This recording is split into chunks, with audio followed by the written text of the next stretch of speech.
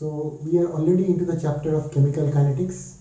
We have been solving some of the one or two numericals only we have solved, but we know a little bit of the initial portions of this particular chapter, especially the rate law expressions, order of a reactions, and the integrated rate equations. Now let us see some of the problems. Let us solve some of them from NCERT directly, and that will give us the idea what kind of problem that we have to face at the time of examinations. So what are the NCERT problems? So I will be solving some of the problems. The problems which I am not solving will become your homework, right? So let us see. It will be the second problem of the chapter and exercises, that is question number 4.2. So I am starting with question number 4.2. I am not rewriting the question because you already have the NCERT book and from there you can see it. So the question goes like this, that for the reaction 2A plus B giving rise to A to B,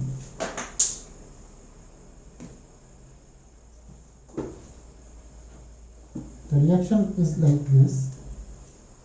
The reaction is 2A plus B giving rise to A to B. The rate is given as R is equal to K into A to B square. K value is given as 2.0 into 10 to the power minus 6 mole to the power minus 2 liter square second inverse. Question is, calculate the initial rate of the reaction. A value is given as 0.1 moles per liter and B value is given as 0.2 moles per liter. And it is also asked, calculate the rate of a reaction after A is reduced to 0.06 moles per liter. So let us solve the first part. According to the first part, we have to calculate the initial rate of the reaction. So here you see K is given, A is given, B is given. So to find out initial rate, I think this is already known to us. Since this is already known to us, so the values will be written like this: 2.0 into 10 to the power minus 6 into 0.1. Here you see B square, that is 0.2 whole square. So we have to multiply this part and we will be getting very easy. It is 8.0 into 10 to the power minus 9 liter mole inverse second inverse. So this is the initial rate. So this is the answer of the first question. The second part is,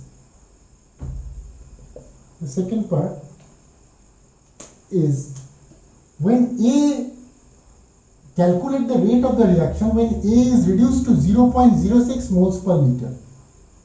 So when concentration of A is 0.06 moles per liter,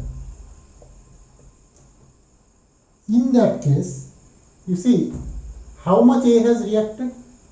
We can write amount of A reacted. It was 0.1 moles per liter already. So the amount of A reacted should be 0.1 minus 0.06 moles per liter. So here the value becomes 0.04 moles per liter. Now when A will react this much, B already we are having 0.2 moles per liter.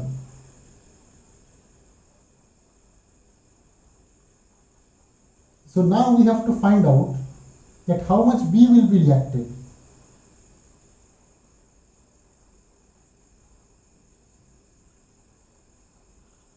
So in that case, the amount of B reacted is 0.02 moles per liter. So when we are saying that the amount of B reacting is 0.02 moles per liter, obvious question is how do we calculate this? So for that, we need to re-evaluate this situation is that amount of A reacted is this much. This much of A is reacting. And see the ratio, it is 2:1 ratio. If 2 moles of A reacts, 1 mole of B reacts. So if 0.04 moles per liter of A reacts, so amount of B that will be reacting will be this much. So it is as per this particular equation we are calculating. Okay. From here only we can say this. So now we are confirmed about the fact that if A is taken as this much, how much B will react, how much A will react and how much B will react. Now, since now we know the concentration or the amount of A and B reacted, we can easily find out the rate of the final reaction. So let us put down the value. It is R is equal to K into A to B square. Now R value is already known. R value is how much? Sorry, K value is already known. It is this much, it is not going to change. So it is 2.0 into 10 to the power minus 6. A value should be 0.04 into B value is 0.02 square. So now as a final result, if we can calculate this much, we should be getting as, but here you see, have we kept the correct value? It is the amount of B that is reacted. So now at this point of time, what should be the concentration of B? Here you see, very, very important part. Concentration of B, like for A, when A is reduced to 0.06, this much amount is the amount which is reacting. But how much is remaining? That is 0.06 moles per liter. Now, whenever we need to be very careful, because here we have to put the value which is remaining in the reactant side. So here both these values will be replaced. Okay, and this value will be replaced by 0.06 because that is the amount which is remaining, into how much B is remaining, how much B has reacted, 0.02. So the concentration of B that is remaining initially was 0.2 minus 0.02 moles per liter. So it is 0.18 moles per liter. This much is remaining, 0.18 moles per liter. So now we should be putting this value as 0.18 whole square. Again, let me be very clear that here the amount of A which is reacting is 0.04, but after that reaction how much is remaining? 0.06. So that value we are putting over here, and similarly as per the ratio we are calculating the how much of B has reacted, but how much of B is remaining, that value we are putting here. So now we are supposed to calculate the final value. You calculate, I am getting it as 3.89 into 10 to the power minus 9 liter per mole inverse second inverse. So this is how the first problem has been solved. Let us have a quick revisit to this problem. This is given. For the first case, we are just putting the concentrations directly. But in the second case, when it is asked that A is reduced to 0.06 moles per liter, there I have calculated how much A is remaining. It is required to calculate how much B has reacted. Amount of A is remaining is 0.06, but how much amount of A has reacted, that is 0.04. According to that ratio, we are calculating how much B has reacted. After getting the amount of B that has reacted, we can calculate how much B is remaining, that is here, and this value we are putting, and the amount of A that is remaining, that value we are putting. Now we are getting the final value. So be careful, replay this particular part again and again to understand which value we are supposed to keep here. Next question is question number 4.3. Question number 4.3. Question goes like this: the decomposition of ammonia on platinum surface is zero order reaction, where the rate of the production of N2 and H2. What are the rates of production of nitrogen and hydrogen if K is given? So first of all, the decomposition reaction of ammonia is a very well known reaction. So it is N2 plus 3H2. We have taken the platinum as a surface catalyst. Question is, K value is given. K value is given as 2.5 into 10 to the power minus 4 moles liter mole inverse second inverse.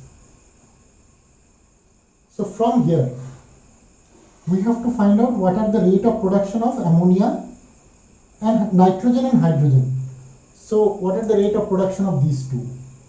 So rate of the reaction we can directly write as a differential form as minus, check carefully, half of d of ammonia divided by dt is equal to d dt of nitrogen is equal to 1 by 3 of d dt of hydrogen. So this is the differential form. Now according to this differential form, what we can do is we will put these values. So if I put the value for a zero order reaction where K value is already given, so first of all, rate of production of nitrogen. Rate of production of nitrogen, it should be this value, this much. I shouldn't be writing third bracket, but just I am trying to say that this much. So I should be writing is equal to d dt of nitrogen, the concentration of nitrogen,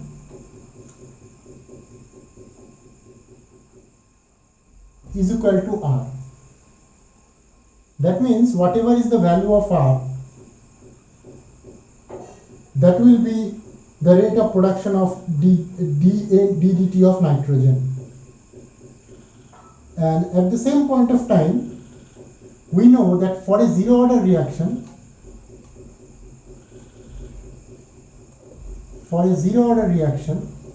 rate is equal to K only. That we have proved already. So that means we can say that this is equal to K. And if this one is equal to K, so the value from here we can directly write down is this value, 2.5 into 10 to the power minus 4 liter per mole inverse second inverse. Then the next one is rate of production of hydrogen. So rate of production of hydrogen. In that case, so the rate of production of hydrogen, as you can see, it is this much. So what we should do is, rate is equal to 1 by 3, this much. If we need to find out only the rate of production of hydrogen, we should be able to write that 3R is equal to K is equal to dH2 by dt, because remember always R is equal to K. So it should be 3 into this particular value, 2.5 into 10 to the power minus 4 liter mole inverse second inverse. So it should be very easy, 7.5 into 10 to the power minus 4 liter mole inverse second inverse. So what is the way out? First of all, from the equation, write down the differential form. Written. We also know that for zero order reaction, since it is mentioned R is equal to K. So I have written the rate of production of nitrogen, which is this much, as this. Directly it is equal to K. I have just written the value. In case of hydrogen, it is 1 by 3. So it becomes 3R. So this is, as you know, so we can write down this is like this also. It is 3K also. So accordingly it will be multiplied by 3. Because R is equal to 1 by 3, production of hydrogen with respect to time is equal to K. So whenever we are only finding out this much amount, in that case, the other part will be multiplied by this factor 3. So that is what we have done. Next is question number 4.8. Question number 4.8. There are some data, as you can see from the question. This is a pseudo first order hydrolysis of ester. So it is a pseudo first order hydrolysis of ester.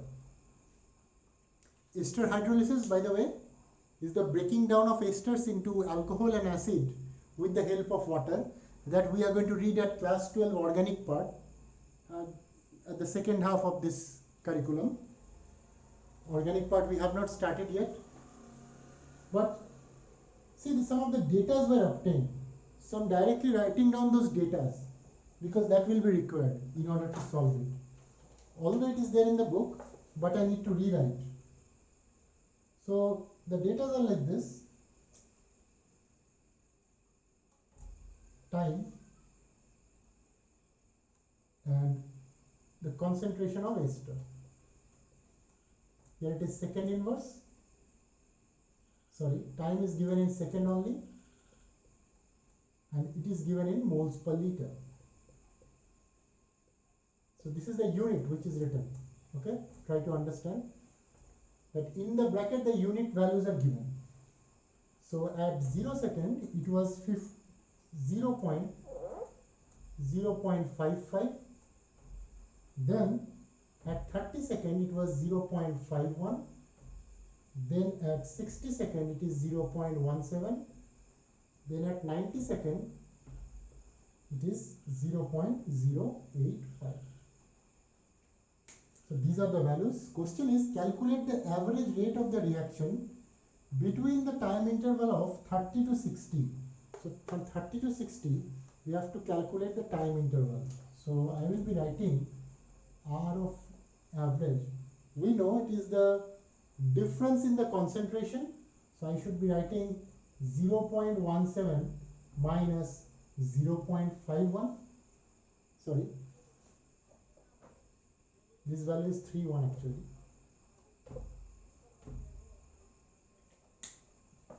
This value is 3.1 divided by the difference in time.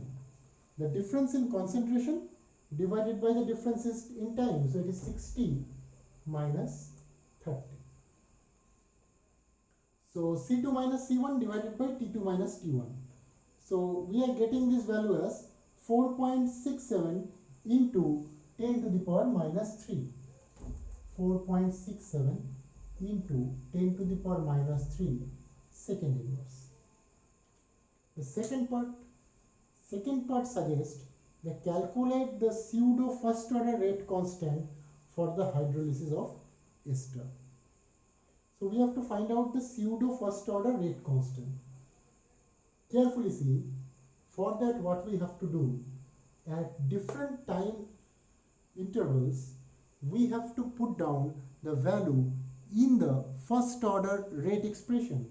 Remember the first order rate expression, which is K is equal to 2.303 by T log of this much A0 by A, or here in this case you can write R0 by R, whatever you would like to. So at